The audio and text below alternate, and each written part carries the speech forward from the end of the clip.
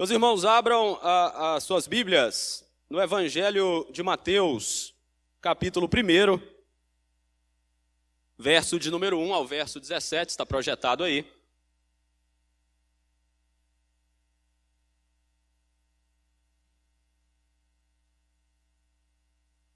Mateus capítulo 1, verso 1 ao verso de número 17.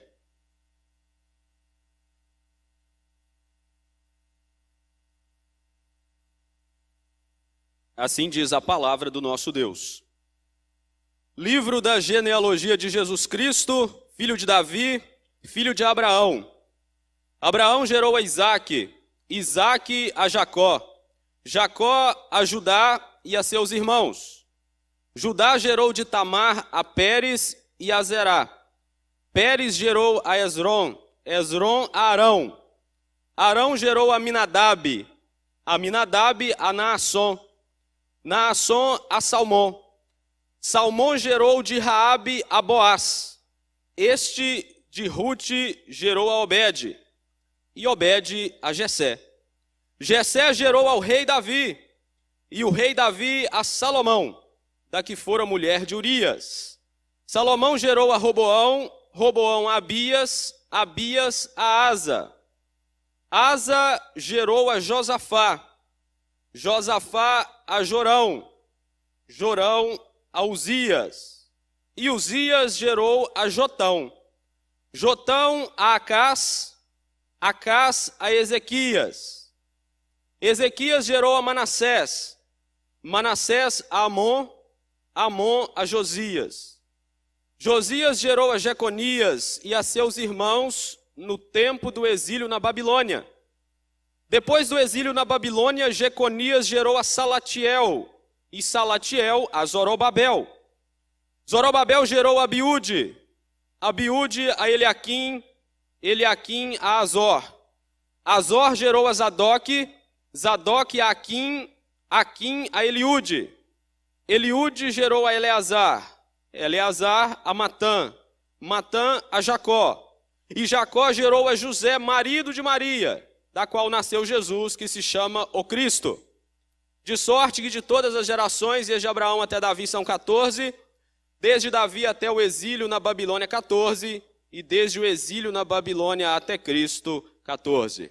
Oremos. Pai Santo, nós louvamos, agradecemos e adoramos ao Senhor nesta noite. É na autoridade do Senhor, ó Deus, que nos reunimos para ouvir a Tua palavra e para expor a Tua palavra. E que o Senhor nos dirija mediante a ação do Teu Espírito Santo, trabalhando em nossas vidas, quebrando a nossa vida, mudando a nossa vida para a glória do Senhor, em nome de Jesus. Amém. Certo dia, uma igreja aguardava o seu pastor chegar para começar o culto, quando chega uma mensagem e diz: olha, o pastor, aconteceu um acidente com ele. Era uma igreja pequena e disseram para o diácono: pega a Bíblia e vai pregar. Esse diácono abriu a Bíblia em uma genealogia e leu aquela genealogia, explicou aquela genealogia, e naquele culto alguém se converteu. E aí perguntaram como é possível que uma genealogia alguém ouça e se converta, creia em Cristo Jesus. É claro que é devido ao fato de que a genealogia também é inspirada por Deus. E nós devemos confessar que gostamos de pular as genealogias quando lemos a Bíblia. Nós não temos muito interesse nesse monte de nome, fulano que gerou ciclano e por aí vai, esse monte de gente gerando para cá e para lá. Porém, genealogia é algo muito importante para o judeu. E quando Mateus vai escrever o seu evangelho, ele está escrevendo principalmente para o povo judeu. E Mateus, de maneira pertinente, começa com uma genealogia. A genealogia do Messias esperado. A genealogia do rei que os judeus aguardavam. a genealogia do Messias prometido no Antigo Testamento.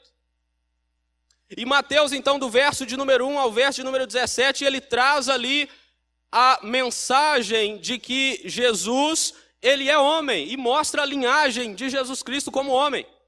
Do verso de número 18 ao verso de número 25, quando ele narra o nascimento de Jesus, ele está mostrando para o judeu que Jesus não é só um homem, Jesus é Deus também. E ele vai mostrar logo no início do seu evangelho que Jesus é o Deus homem encarnado, o Messias prometido. E que isso deveria fazer sentido para o judeu, pois o judeu esperava o rei legítimo, esperava o Messias prometido, e Mateus está falando, está aqui, é ele é homem e ele é Deus. Ele tem um pai que é José da linhagem de Davi, ele tem uma mãe que é Maria, e ele foi gerado pelo Espírito Santo no ventre de Maria.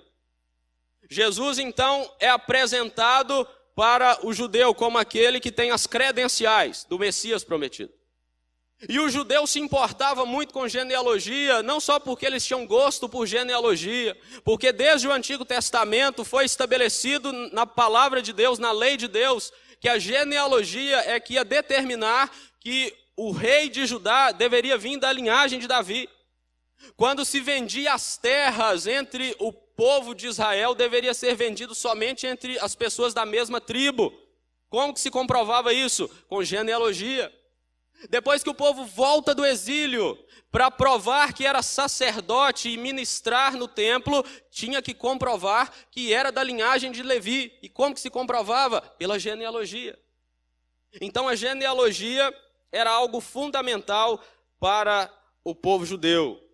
E amava Abraão, Jacó, Davi.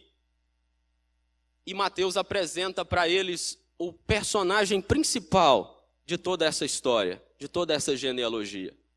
Mateus mostra para eles, olha, vocês amam genealogia, vocês precisam dela, vocês amam Abraão, Davi, Isaac, Jacó, mas o principal é este que eu estou mostrando aqui, Jesus Cristo, o Deus encarnado. Eu gostaria de pensar com os irmãos no seguinte tema, então, a glória de Cristo na sua genealogia. A glória de Cristo na sua genealogia. Em que consiste a glória de Cristo na sua genealogia? Em primeiro lugar, que ele é o Salvador para as nações. O Salvador para as nações. Verso de número 3 e verso de número 5. Acompanhem comigo a leitura. Judá gerou de Tamar a Pérez e a Zerá. Pérez gerou Esrom, Esrom Arão. O verso de número 5, Salmão gerou de Raabe a Boaz, e este de Ruth gerou a Obed, e Obed a Jessé. Tamar, Raabe e Ruth. O que esses três nomes têm em comum? Primeiro que são mulheres. Geralmente não se colocava nome de mulher em genealogia, mas Mateus coloca. Segundo que todas três eram estrangeiras. Tamar era cananeia, Raabe morava em Jericó, e Ruth, antes de se casar com o moço do povo de Deus, era moabita. Essas três mulheres estrangeiras, pelo menos duas delas, nós temos registro claro na Escritura sobre algo mais da vida delas. Raabe, por exemplo, a Escritura diz, lá em Hebreus, que pela fé, Raabe, a meretriz, não foi destruída com os desobedientes, porque acolheu com paz aos espias. A respeito de Ruth, a Escritura diz, disse, porém, Ruth, não me instes para que te deixe e me obrigue a não seguir-te, porque aonde quer que fores, irei eu, e onde quer que pousares, ali pousarei eu.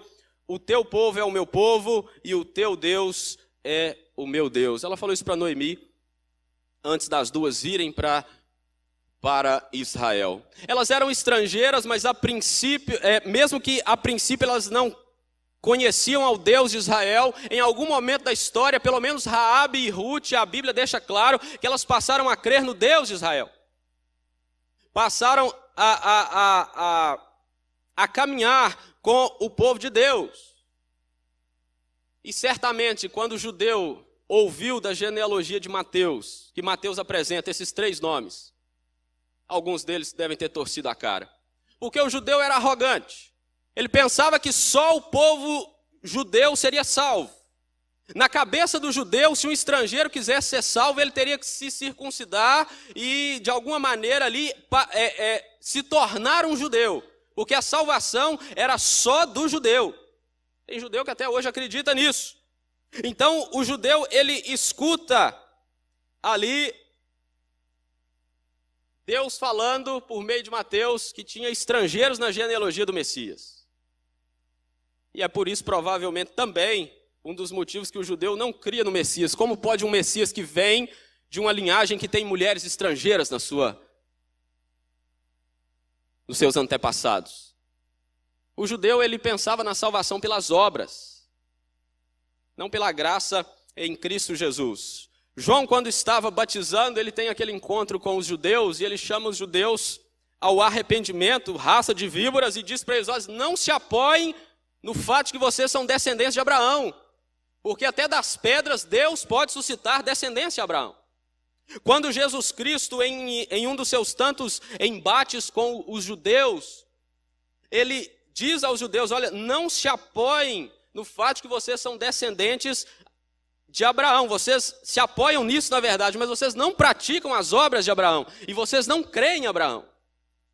Quando Paulo está escrevendo a sua carta aos Romanos, ele diz que nem todos os descendentes de Abraão são de fato filhos de Deus, porque não creram em Jesus Cristo, porque não creram no Messias, porque não creram no Salvador Jesus Cristo. E a glória de Cristo Jesus, quando nós olhamos para a sua genealogia e vemos pessoas estrangeiras ali, consiste exatamente nisso, que ele é o Salvador para as nações. Ele é o Salvador não de um povo exclusivamente, não apenas do judeu, mas ele é o Salvador para todas as nações. Jesus Cristo, no sentido nacional, ele não é um Salvador exclusivista, mas inclusivista. Ele está incluindo pessoas de várias tribos, povos e nação.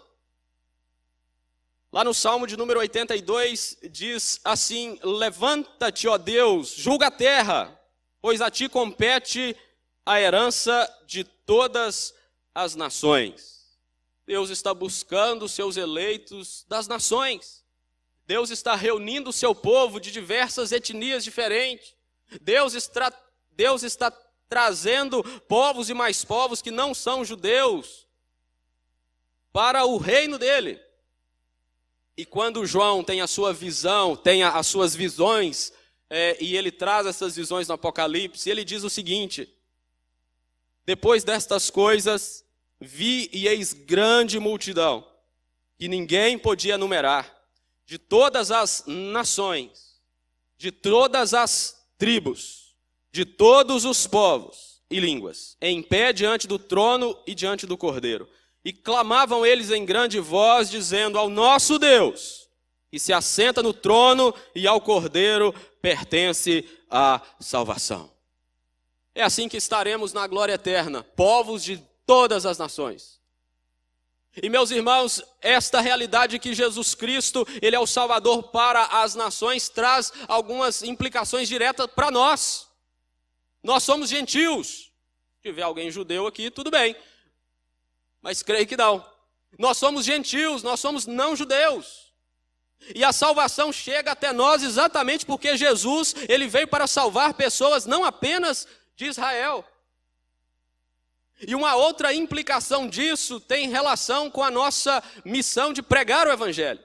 Se Cristo veio para todas as nações, nós devemos anunciar o Evangelho a quem quer que seja.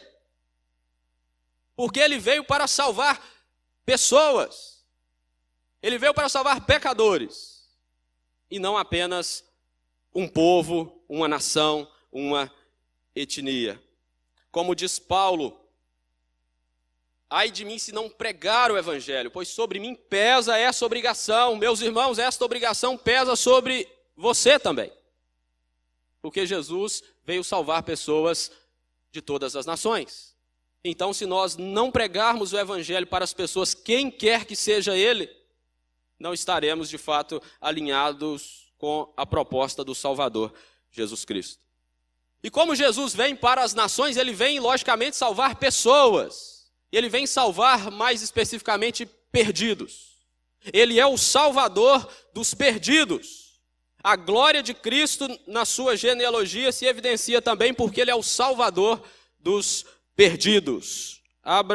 Veja comigo o verso de número 3, depois o verso 6 e o 7.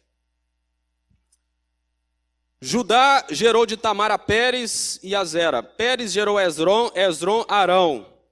Verso 6. Jessé gerou ao rei Davi, e o rei Davi a Salomão, da que fora mulher de Urias. Salomão gerou a Roboão, Roboão a Abias, Abias a Asa. O verso 3 nos diz, Judá gerou de Tamar a Pérez e a Zerá. Um leitor desapercebido pode olhar para esse versículo e passar adiante. Mas Gênesis 38 nos conta da maneira que esses filhos foram gerados. Tamar se casou com um dos filhos de Judá. Ele morreu, segundo a lei da época, ele tinha que dar o filho mais novo para ela, para se casar com ela, para suscitar descendência.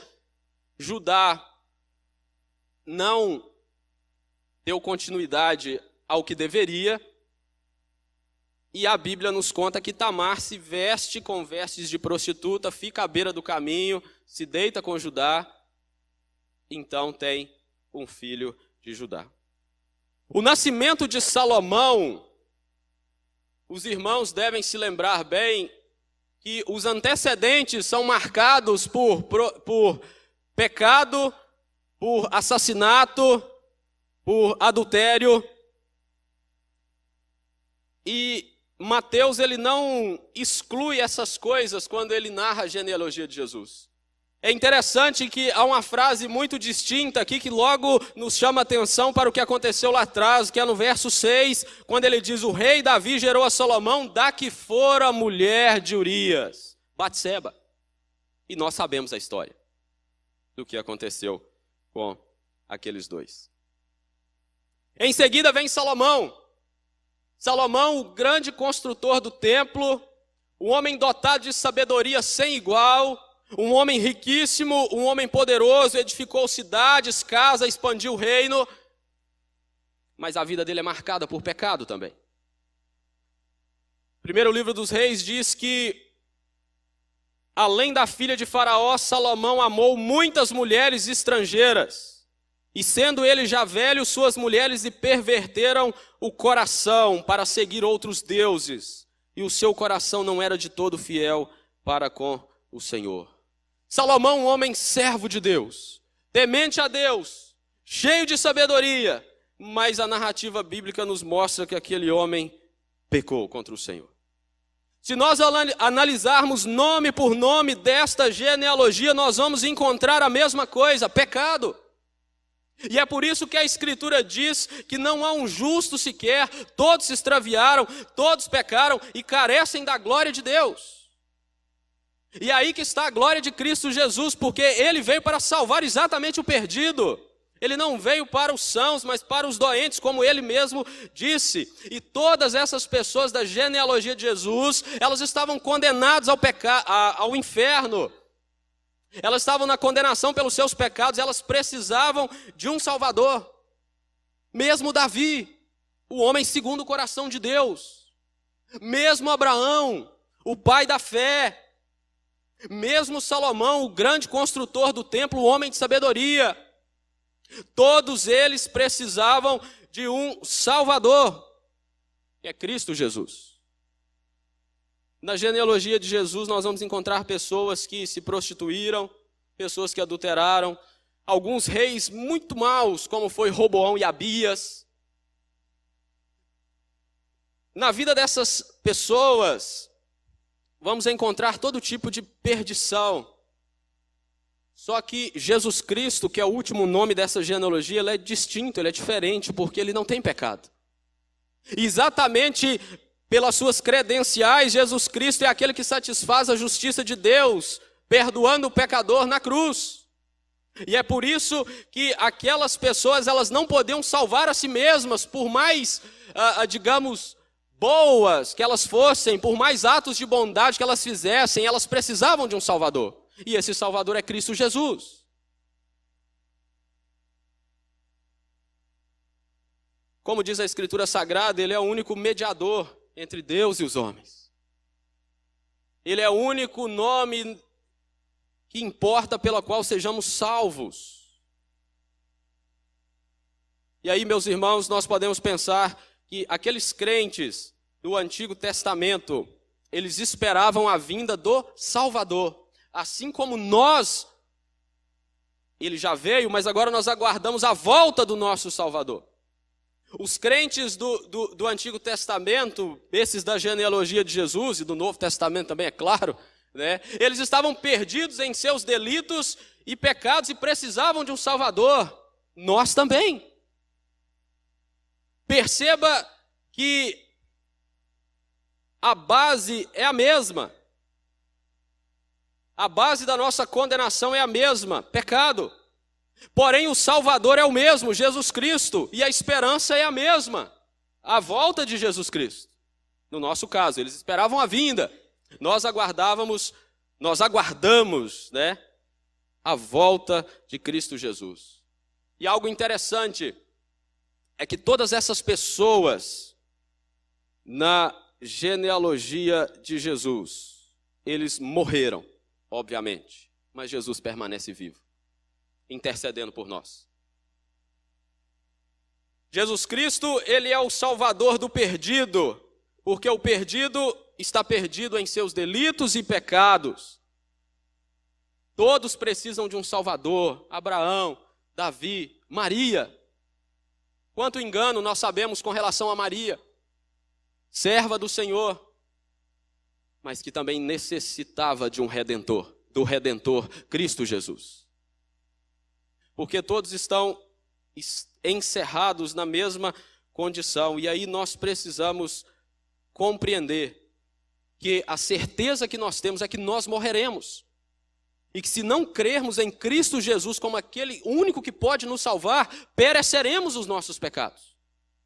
É o que a Escritura Sagrada diz. Ele é o Salvador para as nações. Ele é o Salvador do perdido. E ele, em terceiro lugar, é o Salvador prometido. Veja comigo o verso de número 1, depois o verso de número 6. O verso de número 1 diz: livro da genealogia de Jesus Cristo, filho de Davi, filho de Abraão. Verso 6, Jessé gerou ao rei Davi, e o rei Davi a Salomão. Verso 12, depois do exílio na Babilônia, Jeconias gerou a Salatiel, Salatiel a Zorobabel.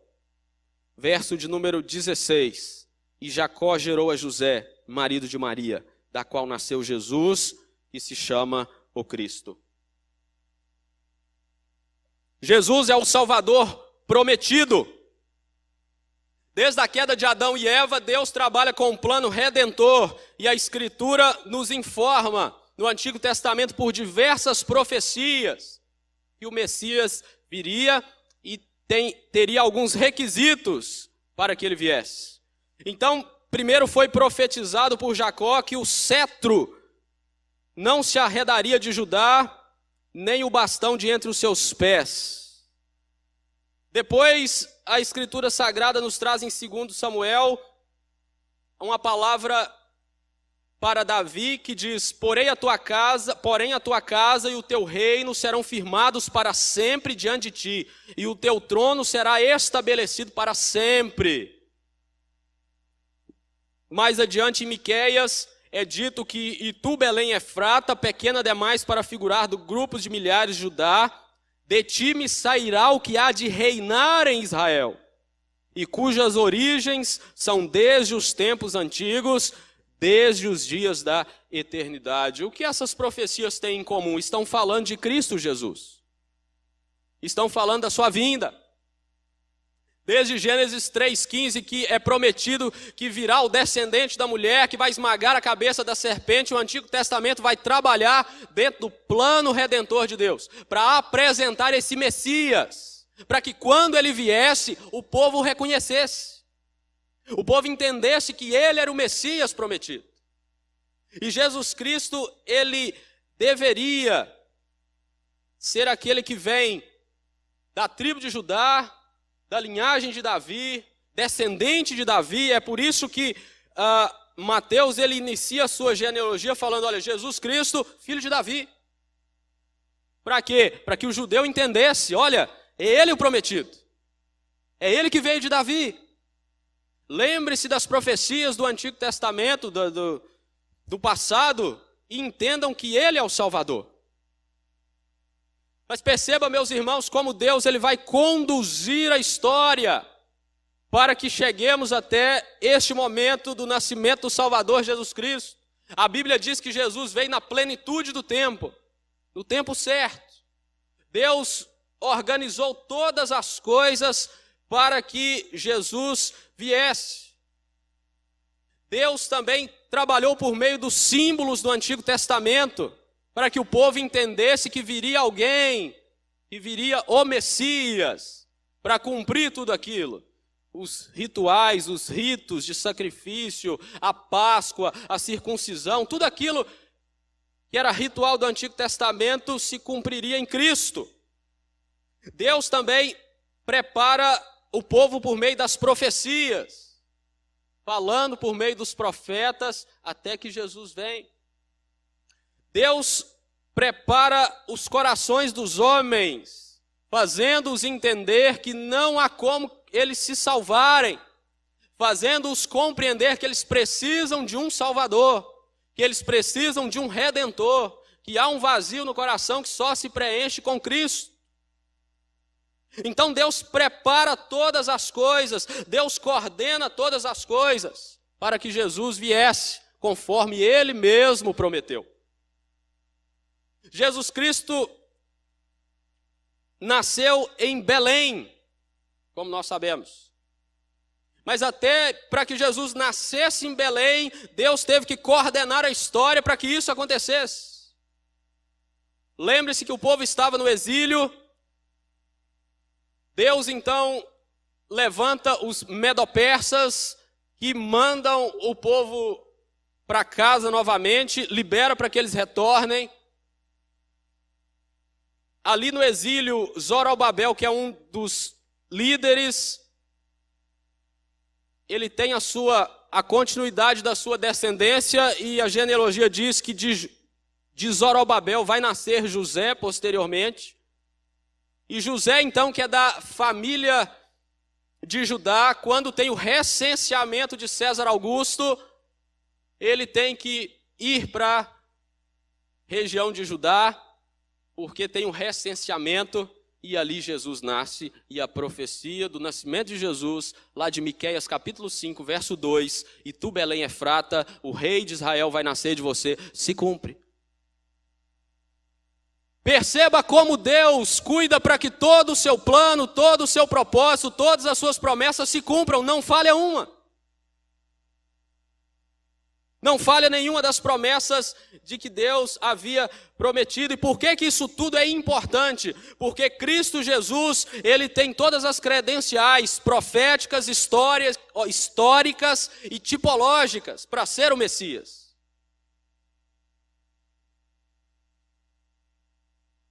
Prometido, para ser o Salvador prometido.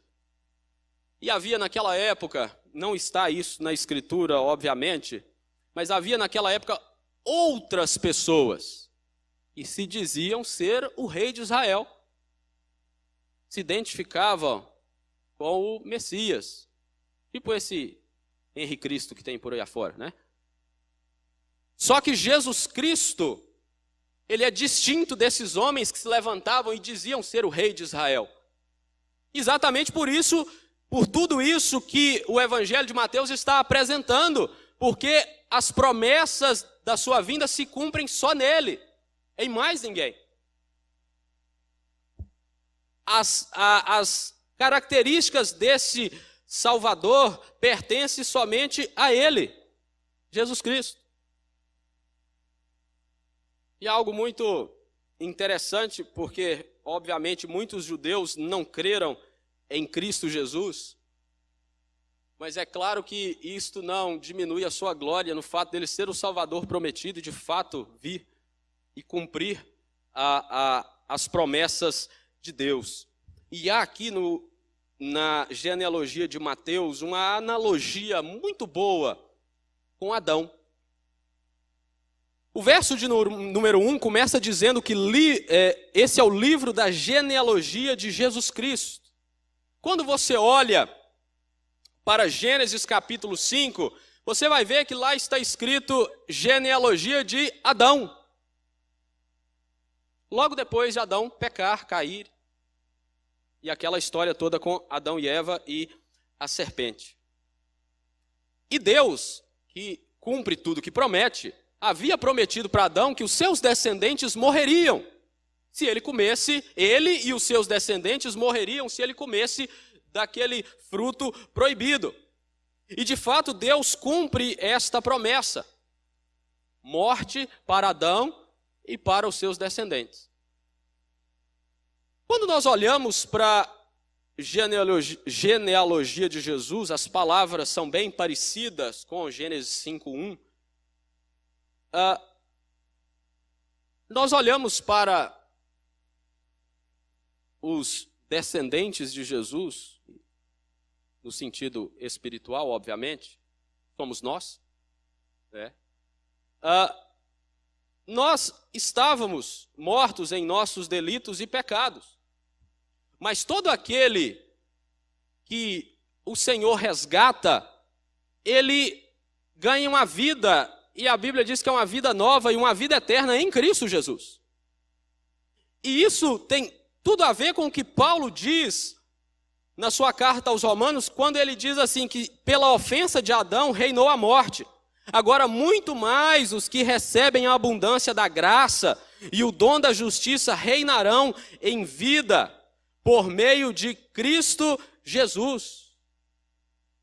Se lá em Adão está mostrando a genealogia de um homem que morreu por causa dos seus delitos e pecados e a morte passou a todos os seus descendentes humanos, a genealogia de Mateus está apontando para o fato de que todo aquele que é salvo em Cristo Jesus, ele não vai morrer eternamente.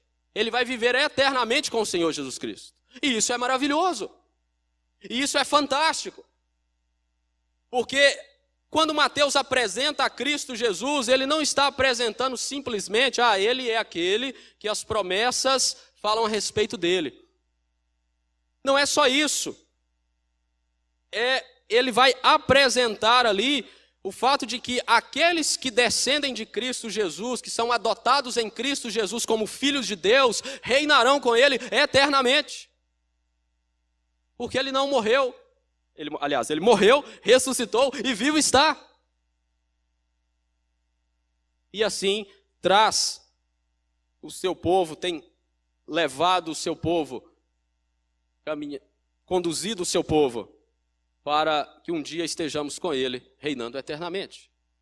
Meus irmãos, uma coisa que é muito importante para o crente é a certeza de que Deus é conosco. E Deus fala isso muitas vezes na Escritura Sagrada. E quando Deus ele fala que Ele é conosco, de fato é uma certeza, porque tudo aquilo que Deus diz é verdade, tudo que Deus promete, Ele cumpre. Tudo que Deus fala, acontece. Então Jesus Cristo, Ele é o Salvador prometido, então nós devemos confiar completamente nele. Nós devemos de fato entregar nossas vidas totalmente a Ele. Porque é certeza. Antes de ascender aos céus, Jesus Cristo disse, estarei convosco até a consumação do século. E quando Ele voltar, nós estaremos eternamente com Ele. É garantia, é certeza. E isso é muito bom, é reconfortante para os nossos corações. O Salvador prometido, Cristo Jesus. E nós podemos enxergar esta glória na sua genealogia. Eu gostaria de concluir nesta noite pensando que Cristo Jesus, a sua glória, consiste no fato de que Ele é o Salvador para as nações. O Salvador dos perdidos e o Salvador prometido. A glória de Cristo, meus irmãos, ela está em todo lugar. A glória de Cristo é evidente na sua palavra, é evidente no universo criado. A glória de Cristo é evidente na sua respiração, porque é Ele que sustenta a sua vida. Deus ama a sua glória e nós devemos amar a glória dele também. Mas como nós podemos fazer isso? Primeiro, seja grato.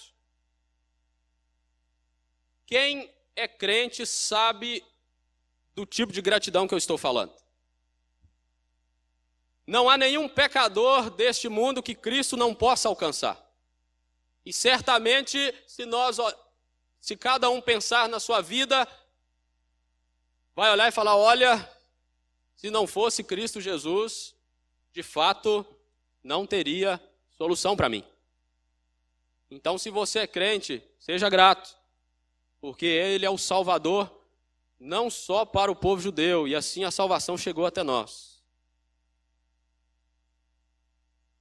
Agora, se porventura a pessoa não é cristã, que ela seja grata também, porque a palavra de Deus está sendo anunciada a ela, e é a palavra que pode transformar o coração dela. Meus irmãos, nós também temos que ser responsáveis diante da glória de Cristo Jesus. Responsáveis no sentido de anunciar as boas novas de salvação. Pregar a Cristo ressurreto para as pessoas. Indistintamente. Seja quem for. Eu sei que temos uma tendência de olhar para algumas pessoas e falar, olha, essa aí eu não vou pregar não, porque não tem jeito. Não faça isso. Quem sabe disso é Deus. Ele nos chama para pregar, para quem quer que seja.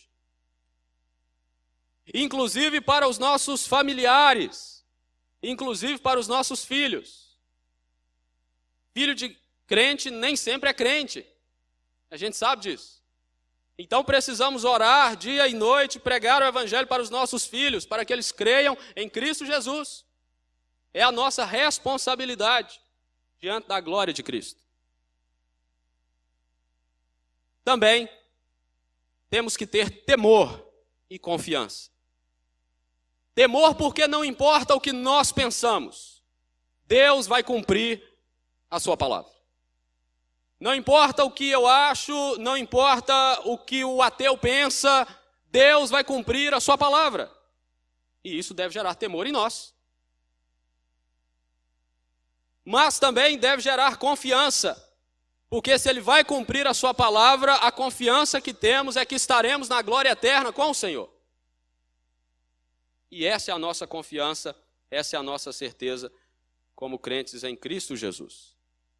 Meus irmãos, que a glória de Cristo seja exaltada à medida que cada um de nós compreende as verdades da Tua palavra, entregando nossas vidas a Ele e vivendo para a Sua glória de maneira digna e de maneira completa. Essa é a vontade de Deus para todos nós. Amém.